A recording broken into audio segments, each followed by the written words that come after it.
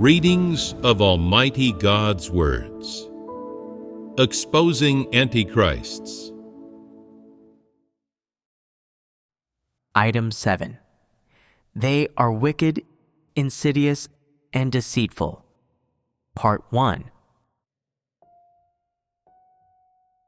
When comparing deceitfulness and insidiousness with the disposition of wickedness, their degree is relatively lighter and shallower. If the degree is shallow, then why do I mention them here? Antichrists act and speak deceitfully, inexplicably, and obscurely, making others feel that they are insidious and deceitful, and ordinary people can't get to the truth of the matter. They act and speak deceitfully and are unable to get along with people who are guileless, honest, and who pursue the truth. Instead, they often toy with and use such people. In their total unawareness, these people are toyed with and cheated by antichrists, and even used by them. Of course, this behavior and these methods employed by antichrists are not so harmful to people. What is it that causes so much harm to people? It's the antichrist's wicked disposition, and it is the misleading people, the controlling people, and the oppressing people that arise from this wicked disposition that are even more severe. Antichrists always have a motivation and an intention they cannot tell others when it comes to their actions. They will never dedicate or expend anything without reason, nor will they do anything for anyone or God's house without reason or compensation.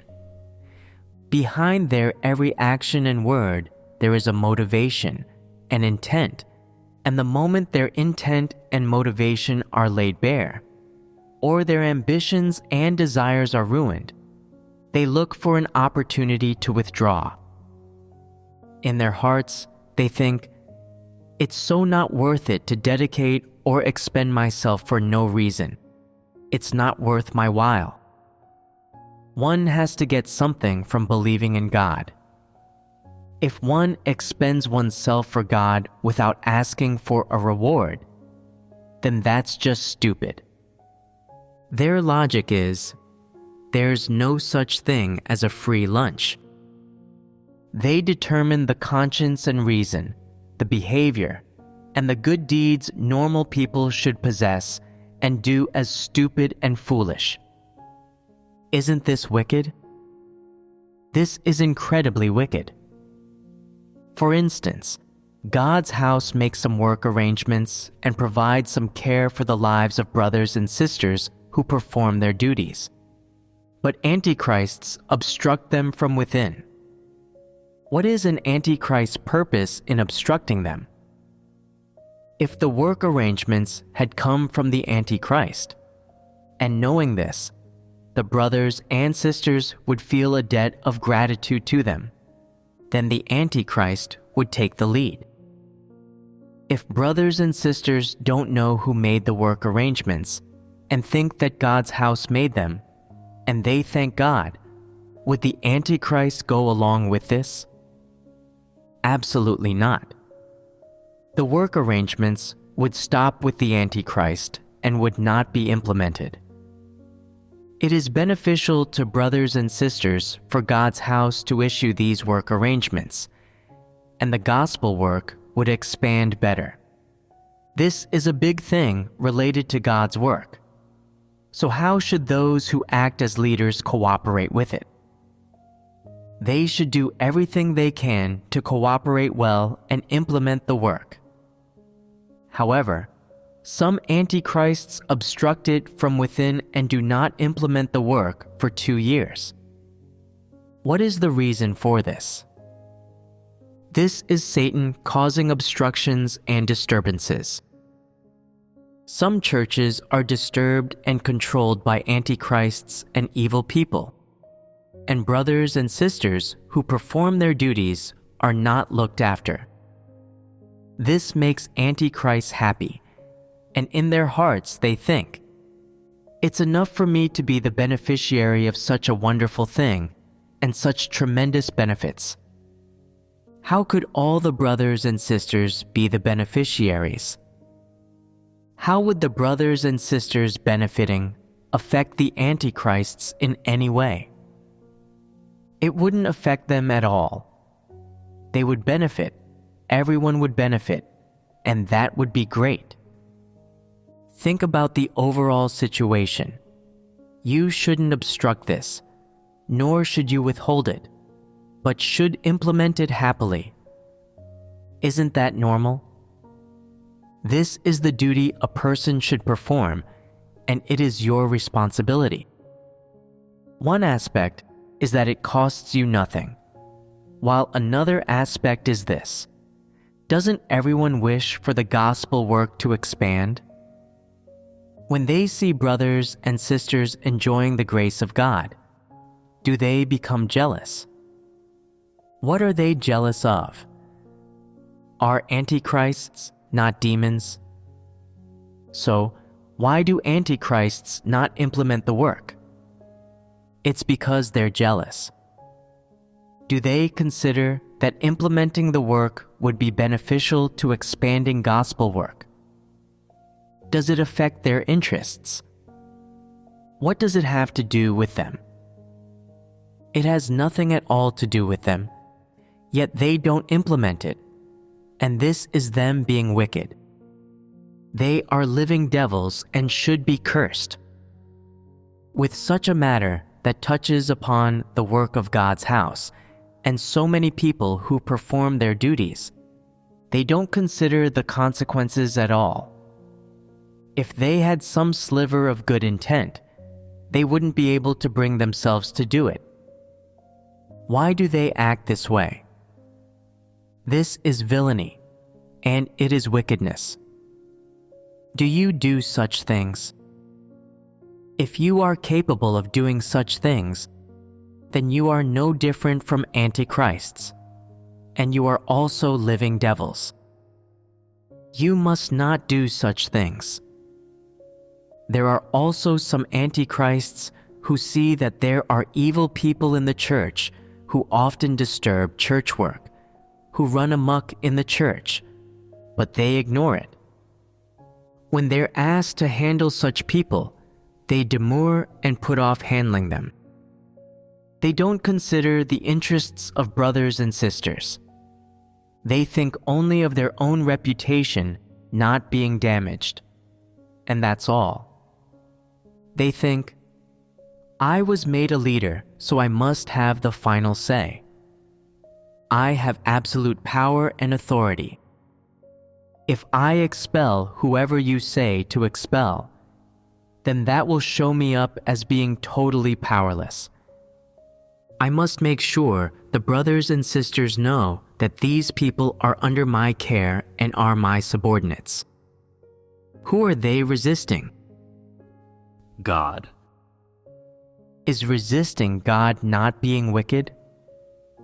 This is wickedness. Do you know what kind of thing a human being is? God gave you your breath, and if you don't know such an important thing, then doesn't that make you stupid? God can end your life at any time, and yet you still desperately set yourself against God. This is wicked, and you are a living devil. Therefore, one aspect is that you must pursue the truth and not follow the path of an antichrist. Besides this, you must know how to discern antichrists. If you encounter an antichrist, you should observe them closely, and if you see them about to do a bad thing, then stop them immediately and unite with brothers and sisters to expose them, dissect them, reject them, and expel them. I recently heard about several young brothers and sisters in a church coming together to oust a false leader. I say that these young people have made progress. They do not live by satanic philosophies. they can practice the truth and act according to principles, and they are much better than most people. Most people have philosophies for worldly dealings, are so deeply poisoned by Satan, and have not yet shaken off Satan's influence. Being able to remove a false leader shows that one understands some truth and can safeguard the work of God's house. This is a good thing. This shows that one has matured in life and can perform their duty well. By fellowshipping on and exposing today the aspects of an antichrist's essence of wickedness, insidiousness, and deceitfulness, as well as all their various manifestations, we see that antichrists are inherently opposed to God. Some people say, even though I have an antichrist disposition, I don't have an antichrist nature essence, and I won't ever develop to being an antichrist. What do you think of this attitude? Even though you don't have an antichrist's essence, yet you have these manifestations and revelations of an antichrist. You live out that which an antichrist lives out, and you have an antichrist's disposition, and so you are in danger of following the path of an antichrist. With status, influence, and capital, it is only a matter of time before you become an antichrist, and that's a fact. What is my intention in saying this? I say it to ring an alarm bell for you and to tell you a fact. Once someone begins to follow the path of an antichrist, there are two possibilities. One is that you will discover it in time, change direction, reflect on yourself, repent, and become able to submit to God's orchestrations and arrangements. This is the best possibility, and you will have hope of attaining salvation. However, if you cannot follow the path in pursuit of the truth, then once you have committed much evil and been defined as an antichrist, then the consequences do not bear thinking about. Do you understand? Yes. It's good that you understand. What do I mean by this? I mean that if you have an antichrist's manifestations, you still have some room to maneuver and an opportunity to repent. But once you become an antichrist, then you are in danger. Therefore, when you discover that you have the manifestations of an antichrist, you should change course, seek the truth, and solve this problem. Do not treat the matter lightly. Otherwise, when you come to have power and opportunities, you will recklessly commit evil acts and cause disruptions and disturbances to church work. You will not be able to bear the consequences, and it will very likely impact your outcome and your destination. Today, we have clearly explained the essential difference between the wicked disposition of antichrists and the wicked disposition of ordinary people. Do you understand now? Corrupt human beings all possess a wicked disposition, and they all have the revelations and manifestations of a wicked disposition. However, the wicked disposition of ordinary people and the wicked disposition of antichrists are different. Although ordinary people have a wicked disposition, in their hearts they yearn for truth and love truth, and during the process of their faith in God and performing their duties, they are able to accept the truth. Even though the truth they can put into practice is limited, they can still practice some, and so their corrupt dispositions can gradually be purified and truly changed. And finally, they are able to basically submit to God and attain salvation. Antichrists, on the other hand, don't love the truth at all. They never accept the truth, and they never put it into practice. You should try to observe and discern according to what I say here. Whether it be a church leader or worker, or an ordinary brother or sister, look to see whether they can put the truths within the scope of what they can understand into practice.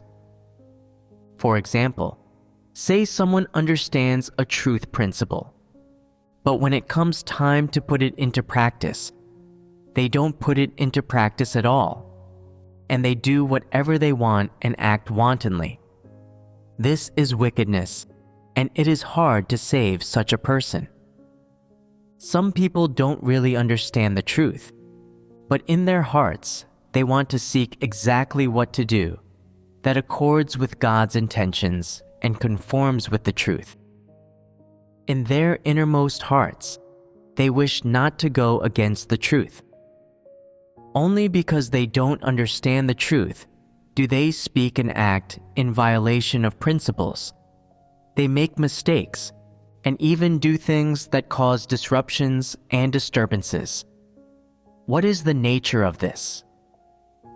The nature of this does not pertain to doing evil. It is brought about through foolishness and ignorance. They do these things entirely because they don't understand the truth, because they are not able to attain to the truth principles, and because, according to their notions and imaginings, they think it's right to do those things, and so they act in that way, and God therefore determines them to be foolish and ignorant, lacking in caliber. It is not the case that they understand the truth and go against it on purpose. As for leaders and workers who always do things by their notions and imaginings, and who often disrupt the work of God's house because they don't understand the truth, you must practice implementing supervision and restrictions, and practice fellowshipping more on the truth to solve problems. If someone's caliber is too lacking and they cannot understand the truth principles, then it's time to dismiss them as a false leader. If they understand the truth, yet intentionally go against the truth, then they must be pruned. If they remain unable to accept the truth all the while and express no repentance, then they must be handled as an evil person, and they should be cleared out. However, the nature of antichrists is much more serious than that of evil people or false leaders, because antichrists intentionally disturb church work on purpose. Even if they understand the truth, they don't practice it. They listen to no one, and if they do listen, they don't accept what they hear. Even if they appear on the surface to accept it, they resist it in their innermost hearts, and when it comes time to act, they still act in accordance with their own preferences, without any consideration to the interests of God's house at all. When around other people, they speak some human words and have some human likeness, but when they act behind people's backs, their demonic nature emerges. These are antichrists. When they gain status, some people do all manner of evil and become antichrists. Some people have no status, yet their nature essence is the same as that of antichrists. Can you say they are good people? The moment they gain status, they do all manner of evil. They are antichrists. Are there any of you who have found that you yourself are a burgeoning antichrist and feel that once you gain status, then you are guaranteed to 100% be an antichrist? If so, then when others select you to be a leader, you must absolutely not allow them to select you, and should say, "I abstain. Please don't select me." If you do, then it's all over for me. This is called having self-awareness. Not having status is your protection. As an ordinary follower, you may never have the chance to do great evil, and the probability of you being punished could be 0. However, the moment you gain status, the probability of you committing evil is 100%, as is the probability of you being punished, and then it's all over for you, and you will have utterly destroyed any chance you may have had to attain salvation. If you have ambitions and desires, then you should hurry and pray to God. Seek the truth to resolve the problem. Rely on God and practice self-restraint, and do not revel in your position. And then you will be able to perform your duty normally. If you always focus on official titles and revel in your position, and you pay no attention to performing your duty, then you are a swindler and must be eliminated. When you accept a duty, don't focus on position.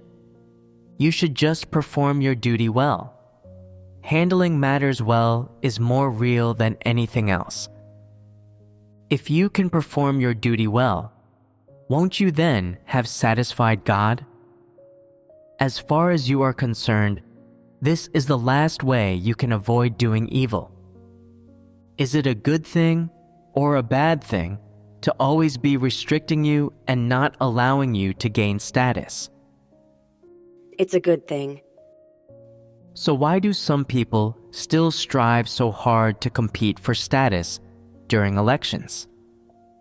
Such people have too much ambition. It's not normal for people to have too much ambition. They are being wicked. There are many young sisters, all of them in their 20s, who want to have an official position and love status so much.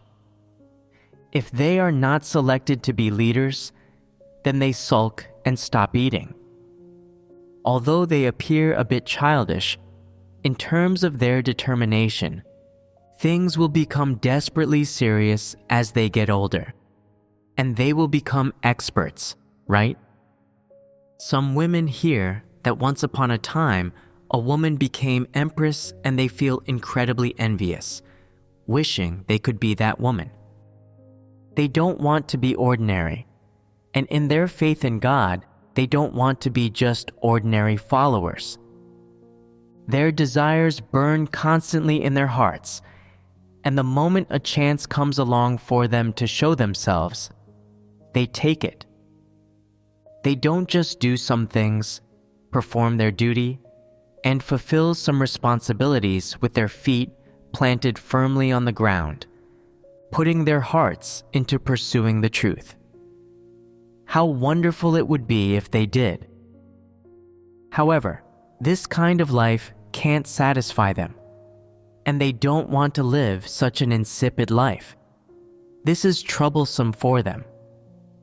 Are there any among you like this? Take, for example, a woman who likes to act promiscuously. No matter how good her husband is to her or how much money he has, he can never keep her heart. Some women have many children and still try to seduce men recklessly, and no man can keep an eye on them.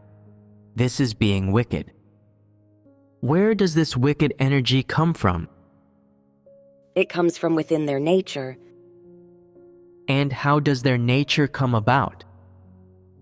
They have unclean spirits living inside them, and they are the reincarnations of unclean spirits. Although matters in the spiritual realm are complicated, no matter how complicated they are, as long as one understands the truth and can regard these matters according to God's words, one can then have discernment, and this is known as directly penetrating the spiritual realm. When you understand the truth, you can then see things keenly and accurately. Your thinking also becomes agile and clear, and your heart is brightened. If you don't understand the truth, then your heart will always be muddled. You won't know in your heart anything about what you're doing, and you'll be like an idiot, afraid of turning any which way. You'll be afraid that you're showing yourself off if you do more, and afraid that you're not fulfilling your responsibilities if you don't do it. You will always be in such a state. This is because you have too little understanding of the truth. What is the first manifestation of someone who has too little understanding of the truth? They live a mean and useless life.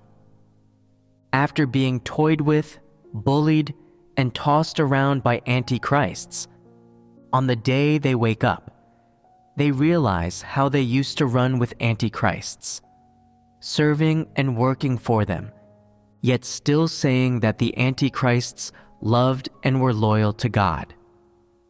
Only now do they see that they used all these words incorrectly.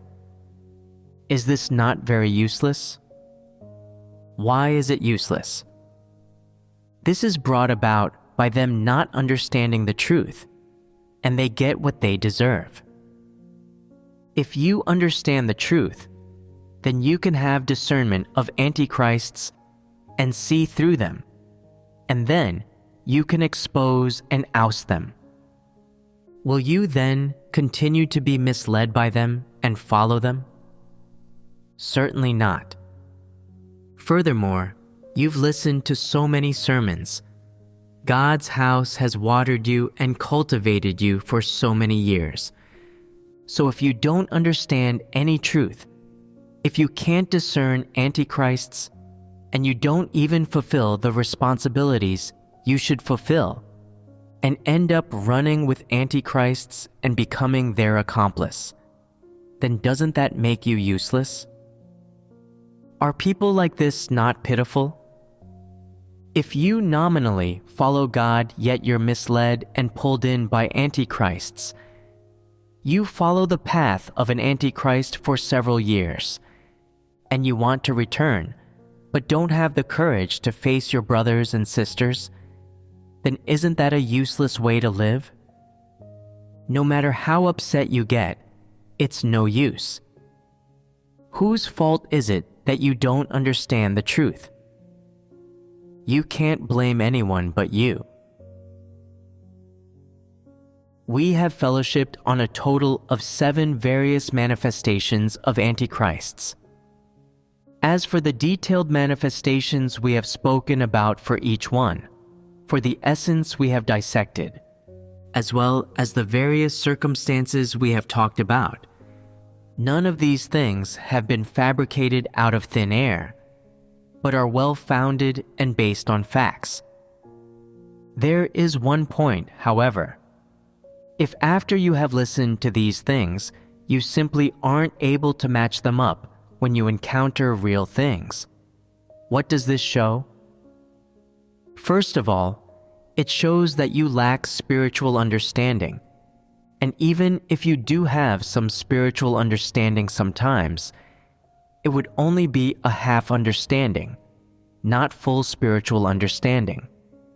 Second, it shows that you don't love the truth and don't take the truth seriously. Third, it shows that you are too lacking in caliber and are completely lacking in comprehension ability. I've said much exposing antichrists, but you haven't understood any of it. You may think you understand it at the time, but later it becomes fuzzy, and this shows that you still haven't understood it. Why don't you understand? Does this bear any relation to comprehension? When I've explained things to this level and you still haven't understood, this means that you are too lacking in comprehension ability and that you don't really possess any ability to comprehend the truth. Is what I say accurate? This is how it is. There are certain people among you who have been listening to sermons for 10 or 20 years, and you still don't understand the truth. How do we explain this? There are only two possibilities. One is that you don't have spiritual understanding, are lacking in caliber, and aren't capable of understanding the truth. The other is that, although you have spiritual understanding, you don't love the truth and are not interested in the truth. If one of these two possibilities applies to you, then you aren't capable of understanding the truth. If both possibilities apply to you, then you are beyond saving, and it is hopeless. If you still can't make an appropriate comparison with yourselves once I'm done fellowshipping and you don't know what I mean, then what does that say about your comprehension ability? Is it not too lacking? If you were lazier, craved comfort, had no love for the truth, had personal preferences, and were distracted by external matters, these words would have less and less effect on you, and their effect would be greatly reduced. This is how it is. In actual fact, antichrists are so easy to discern. One aspect is to clarify the methods they use to do things, while another aspect is to see what their disposition is, what their direction in life and views on existence are, what their attitudes toward brothers and sisters, toward duty, toward the interests of God's house, toward God, toward the truth, and toward positive things are, and what their principles for action are. By using these aspects, you will basically be able to classify them. Will there still be any need to observe and learn about them for much longer? No. Antichrists don't just engage in promiscuity, nor do they just oppress people. They have a satanic nature and are capable of anything. If, after listening to these sermons, you are simply unable to discern an antichrist's disposition and cannot tell that what they're revealing is an antichrist's disposition, then have you understood any of them? You remember the doctrine, but you can't match it up with anything. And when faced with the facts, your doctrine is weak and ineffectual, and this proves that you haven't understood. If you understand it at the time and later do some pray reading, if you often fellowship on these things with brothers and sisters, you take note of and contemplate these truths, and you often pray before God, then you will gain more. However, if you crave comfort in your duty, are lax, you have no burden, and you have personal preferences, are capricious, you don't really love the truth, you follow worldly trends, and are attracted by external matters, then you will be unable to perform your duty well. In the end, these truths that we've fellowshipped on will come to nothing with you. All that will be left will be words and doctrines, and that will mean that you have listened to it all for nothing. Do you listen to these fellowships again afterward? How many times can you listen to them? Do they have a different effect each time you listen to them? Do you contemplate them afterward? What impressions are you left with after contemplating them? As far as you're concerned, can these sermons become the principles of practice and criteria for you to discern people and things in your life? I can compare certain obvious dispositions and manifestations of antichrists with myself. That is, the things I say and do that are clearly intended to ensnare the hearts of others. And I'll think of God's words of exposure and know that the nature of my actions is to ensnare the hearts of others and that I want to achieve some purpose. However, I'm still quite lacking when it comes to discerning people, and I don't purposefully compare God's words with the people around me. Tell me, if you want to see yourself clearly, do you use a mirror or a puddle of muddy water? A mirror. What is the benefit of looking in a mirror? You can see yourself more clearly. Therefore, it is very limited if you can only discern yourself. You must also learn to discern others. Discerning others is not to intentionally classify them as antichrists, but rather to have principles for measuring and discerning the speech and actions of different kinds of people. This is beneficial for oneself, and in doing this, one can also treat people correctly according to principles, which is beneficial for achieving harmonious cooperation when performing one's duty with others. However, what one can achieve relying solely on knowing oneself are only limited results. You cannot focus only on knowing yourself when pursuing the truth. You must also focus on putting the truth into practice to achieve the effect of submission to God. By only focusing on one aspect, you will never achieve a complete understanding of the truth or enter into the truth reality.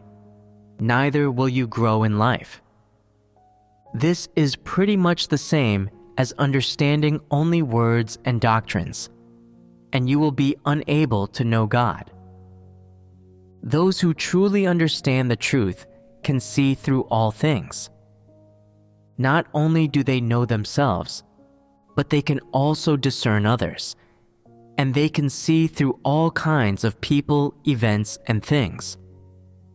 Only in this way can one perform one's duty up to standard and be used by God.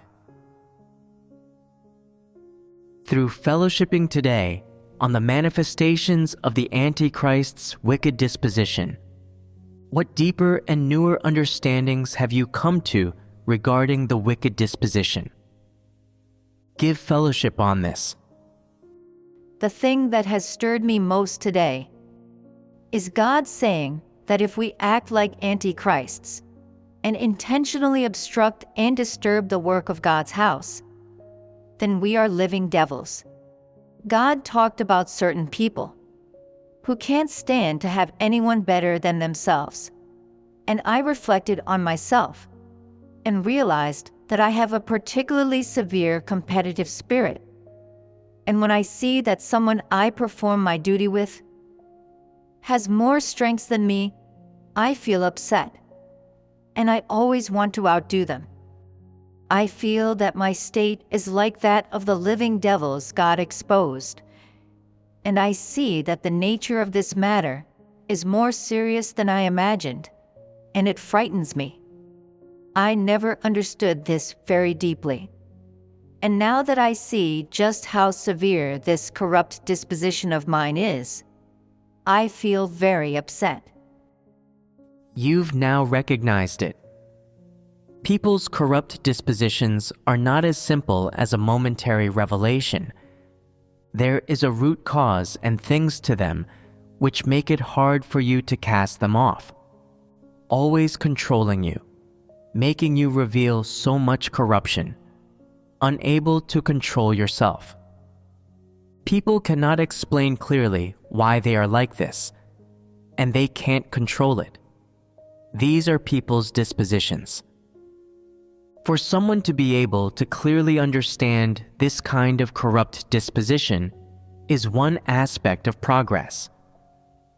When it comes to this kind of corrupt disposition, if you can seek the truth and see through to its essence, if you can accept God's judgment, trials, and refinement, if in so doing you can achieve a state whereby you practice the truth and truly submit to God, then this corrupt disposition can change. This is you beginning to practice the truth on the basis of understanding the truth. It is now very hard for most of you to exercise self-restraint when you reveal your corrupt dispositions, and this means you haven't yet begun to practice the truth.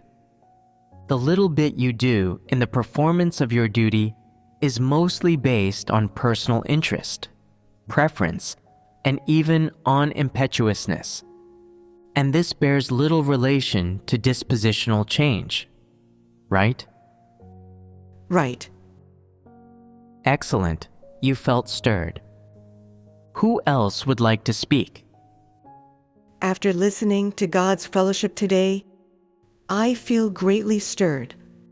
I used to think that wickedness meant speaking quite deceitfully, not speaking frankly, and always putting up a pretense and deceiving others. Listening to God provide a dissection today of what a wicked disposition is. However, I now know that wickedness means resisting and conflicting with the truth and positive things, and that if someone conflicts with and resists the truth and positive things, then that is their wicked disposition. I used to have such a shallow understanding of wicked disposition, but now that I've heard God's fellowship, I have a new understanding. Furthermore, what has shaken me quite a lot is God saying that the Canadian film production team will be classified as Group B for a year. I was really shocked to hear this, and from God's handling of this matter, I can see God's righteous disposition. I see that not a single person in that team was practicing the truth, and this caused tremendous obstructions to the work of God's house, and it really makes me angry. The people in our team have been in a similar state recently, that is, not having a burden for our duty. When our workload became lighter than before, we didn't make clear plans for our duty and slacked off in our duty, just passing the days. Through listening to God's fellowship today, I see that if one doesn't practice the truth or pursue advancement in their duty, and if one isn't serious about the truth, then God detests this kind of attitude toward performing one's duty. I also recognize that we must treasure the time and the opportunity to perform our duty. If we don't treasure our duty, then when the time during which God awaits us and the opportunities God gives us have been squandered, God's wrath will issue forth at people, and it will be too late for regret. It looks as though you need to be put under some pressure, right? Excellent. This is a real problem. And when you gather together, you must fellowship on how to resolve this problem. You must fellowship together at regular intervals and come up with a summary and find a new plan. Every single person has a mission in this life, including me, and if they don't live for their mission, then there is no value to them living this life. If there is no value to you living life, then your life is worthless. Why do I say it is worthless? You will live life as a walking corpse. You will not deserve to live. If you don't fulfill your responsibilities and accomplish your mission, then you do not deserve to enjoy everything God gives you. What does this signify? It signifies that God can take everything away from you at any moment. God can give, and God can take away. This is how it is. Actually, everyone present here now has a mission. It's just that you all have different tasks to perform. Non-believers also have a mission. Their mission is to muddy the waters of this world and throw society into disorder, so that people live more and more painfully and die amidst the disasters. Your mission is to cooperate with God's work, to spread God's gospel and new work, while at the same time understand the truth and attain salvation. This is most joyous. Nothing in human history has been more joyous or more fortunate than this. Nothing is more important than this. This is the greatest thing in life, and it is the greatest thing in human history. If you cast off your mission and dispense with your duty and responsibilities, then your life will be without value, and living will have no meaning for you. It may be that you aren't dead yet, and you will live out the rest of your life in this world, yet living will have no meaning or value for you. Say there is one person who never heard the truth or God's way, and one person who once knew what God's management plan was and understood God's way, but who in the end didn't gain the truth or life. Tell me, with both people living in the world, would they feel the same way in their innermost hearts? Non-believers don't know their mission. They have no sense of mission. You know where your mission has come from.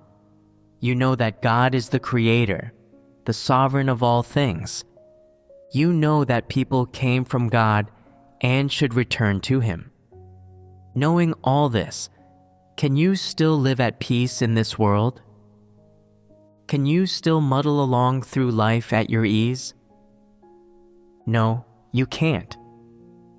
Since God gave you this mission, you should shoulder the responsibility for spreading the gospel, bear testimony for God to others, fulfill all the responsibilities man should fulfill, dedicate the truth you understand and your experiential testimony so that everyone can benefit, and then God will be satisfied. What people are capable of are in fact just these things. As long as you can suffer a little, pay some price, and crave comforts a little less, then you will be able to achieve these things. In this way, your outcome will be different from that of the non-believers, and you will be measured differently by God. This is so rare. God gives you this blessing, and if you don't know to treasure it, then you are outrageously rebellious. Since you have chosen this path of faith in God, don't be in two minds about it, but instead, single-mindedly quieten your heart and perform your duty well. Don't be left with regrets. Even if you can't right now attain the stature of Peter, and you can't perform the righteous deeds of Job, then strive to perform your duty up to standard. What does perform your duty up to standard mean? It means to perform your duty in accordance with the truth principles and the work arrangements of God's house, without slacking off, without harboring any hidden motives or holding anything back, but rather doing everything you can. Then you will be performing your duty up to standard. God doesn't require much from people, right? Is this easy to achieve? This is something within the scope of humanity, and you should be able to achieve it. Are there any more questions? If not, then we can end this fellowship here for today.